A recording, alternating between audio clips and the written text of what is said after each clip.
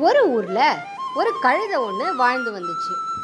அந்த கழுதை முதுகுல ரொம்ப அதிகமான பாரம் வச்சு அனுப்புனதுனால அது ரொம்பவே கஷ்டப்பட்டுச்சு.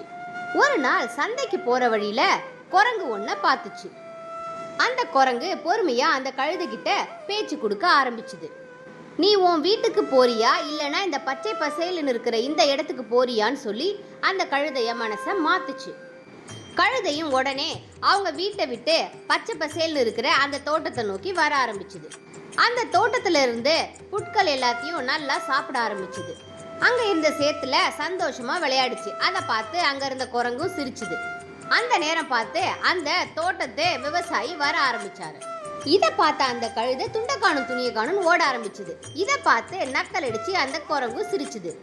அந்த கழுதையை விரட்டி பிடிச்ச அந்த விவசாயி ஒரு மரத்துல கட்டி வச்சு பயங்கரமா அடிக்க ஆரம்பிச்சாரு. கழுதையை காணும்னு தேடி வந்த அந்த முதலாளி கழுதை அங்க கட்டியிருக்கிறத பார்த்து ரொம்பவே வருத்தப்பட்டு விவசாயி கிட்ட பேசி அந்த கழுதையை அந்த இடத்துல இருந்து தன்னோட வீட்டுக்கு கூட்டிட்டு போனாரு. தன்னோட தவறை உணர்ந்த அந்த கழுதை தன்னால என்ன வேலை செய்ய முடியுமோ அந்த வேலையை மட்டும் செய்யணும்னு சொல்லி மறுபடியும் அது துணியை சுமக்க ஆரம்பிச்சுது.